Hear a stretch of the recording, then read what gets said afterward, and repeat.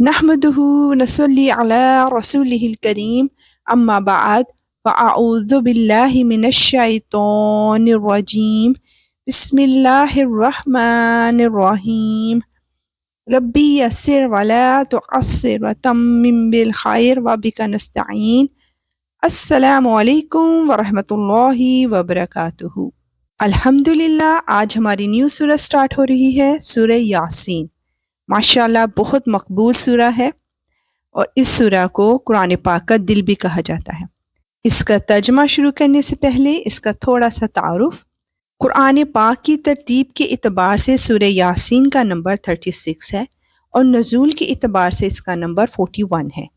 سورہ یاسین شریف جس زمانے میں نازل ہوئی اس وقت نبی پاک صلی اللہ علیہ وآلہ وسلم نے علانیہ تبلیغ دین فرمانا شروع کر دیا تھا اور اس کو بھی کچھ عرصہ گزر چکا تھا۔ ابتدا کے اندر اسلام کے پھیلنے کی رفتار بظاہر سست محسوس ہوئی، کیونکہ جب بھی کسی کام کی ابتدا کی جاتی ہے تو اس کی رفتار سلو محسوس ہوتی ہے۔ مثلا جب آپ کوئی عمارت بناتے ہیں تو اس کی بنیاد پختہ کرنے کے لیے کچھ وقت لگتا ہے۔ جب بنیاد بن جائے تو پھر عمارت کو بلند کرنا آسان ہے۔ تو ابتدا کے اندر بہت تھوڑے لوگ ایمان لائے۔ سورہ یاسین شریف اس زمانے میں نازل ہوئی جب اسلام بڑی تیزی سے پھیلنے لگا اور بڑی تیزی کے ساتھ لوگ مسلمان ہونے لگے، کیونکہ اس وقت کفار کا ہولڈ تھا۔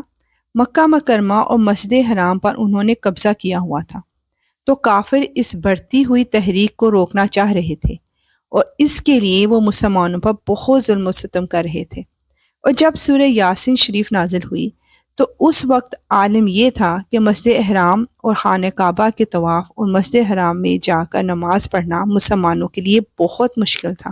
نبی پاک صلی اللہ علیہ وآلہ وسلم جب وہاں جا کر نماز پڑھتے تو کافر آپ کو بہت زیادہ اذیت اور تکلیف پہنچاتے۔ اسی عالم میں سورہ مبارکہ کا نزول ہوا۔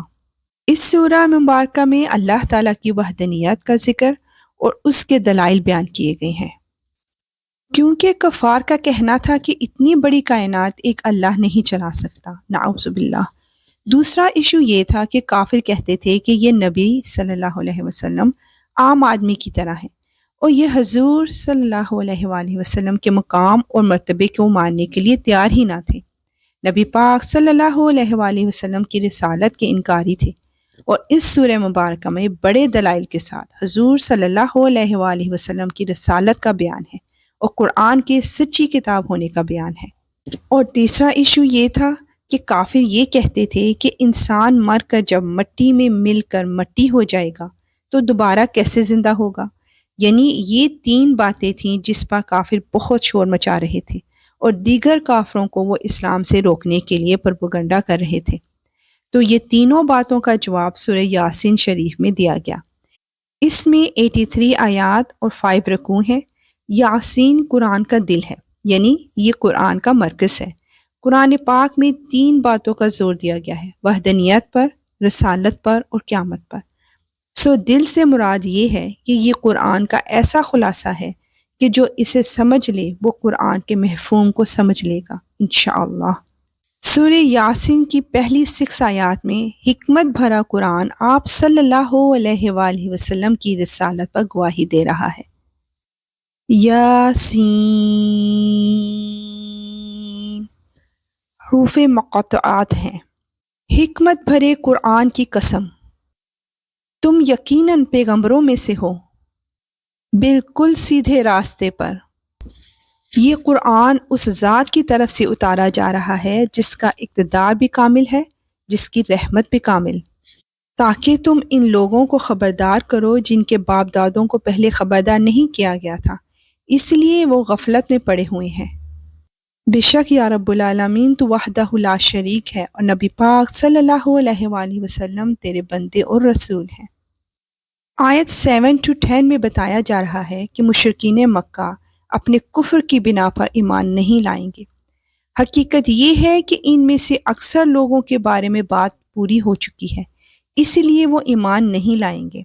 ہم نے ان کے گلوں میں طوق ڈال رکھے ہیں جو تھوڑیوں تک پہنچے ہوئے ہیں اور اس وجہ سے ان کے سر اوپر کو اٹھے رہ گئے ہیں۔ اور ہم نے ایک آڑ ان کے آگے کھڑی کر دی ہے اور ایک آڑ ان کے پیچھے کھڑی کر دی ہے، اور اس طرح انہیں ہر طرف سے ڈھانک لیا ہے، جس کے نتیجے میں انہیں کچھ سجائی نہیں دیتا۔ اور ان کے لیے دونوں باتیں برابر ہیں، چاہے تم انہیں خبردار کرو یا خبردار نہ کرو، وہ ایمان نہیں لائیں گے۔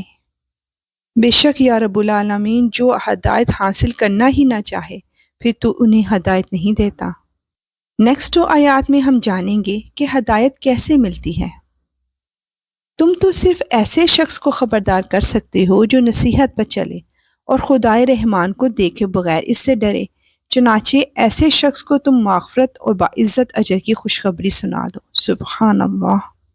یقیناً ہم ہی مردوں کو زندہ کریں گے، اور جو کچھ عمل انہوں نے آگے بھیجے ہیں ہم ان کو بھی لکھتے جاتے ہیں، اور ان کے کاموں کے جو اثرات ہیں ان کو بھی، اور ہم نے ایک واضح کتاب میں ہر چیز کا پورا احاطہ کر رکھا ہے۔ اللہ اکبر۔ آیت 13 to 19 میں ماضی کی سبق آموز داستان بیان کی جا رہی ہے۔ اور اے پیغمبر، تم ان کے سامنے ایک بستی والوں کی مثال پیش کرو جب ان کے پاس رسول آئے تھے۔ جب ہم نے ان کے پاس شروع میں 2 رسول بھیجے تو انہوں نے دونوں کو جھٹلا دیا، پھر ہم نے ایک تیسرے کے ذریعے ان کی تائید کی، اور ان سب نے کہا کہ یقین جانو ہمیں تمہارے پاس رسول بنا کر بھیجا گیا ہے۔ انہوں نے کہا تمہاری حقیقت اس کے سوا کچھ بھی نہیں کہ تم ہم جیسے ہی آدمی ہو، اور خدائے رحمان نے کوئی چیز نازل نہیں کی ہے اور تم سراسر جھوٹ بول رہے ہو۔ استغفر اللہ۔ ان رسولوں نے کہا ہمارا پروردگار خوب جانتا ہے کہ ہمیں واقعی تمہارے پاس رسول بنا کر بھیجا گیا ہے، اور ہماری ذمہ داری اس سے زیادہ نہیں ہے کہ صاف صاف پیغام پہنچا دیں۔ بستی والوں نے کہا کہ ہم نے تو تمہارے اندر نحوست محسوس کی ہے، یقین جانو اگر تم باز نہ آئے تو ہم تم پر پتھر برسائیں گے اور ہمارے ہاتھوں تمہیں بڑی دردناک سزا ملے گی۔ استغفر اللہ۔ رسولوں نے کہا تمہاری نحوست خود تمہارے ساتھ لگی ہوئی ہے، کیا یہ باتیں اس لیے کر رہے ہو کہ تمہیں نصیحت کی بات پہنچائی گئی ہے؟ اصل بات یہ ہے کہ تم خود حد سے گزرے ہوئے لوگ ہو۔ یا رب العالمین، تو اپنی رحمت کے ساتھ ہمیں ان لوگوں میں شامل فرما لے جن کو تو نے انعامات سے نوازا، نہ کہ ان لوگوں میں جن پر تیرا غضب نازل ہوا۔ آمین۔ انشاءاللہ ملیں گے نیکسٹ آیات کے ساتھ۔ اب اجازت، وآخر دعوانا ان الحمدللہ رب العالمین۔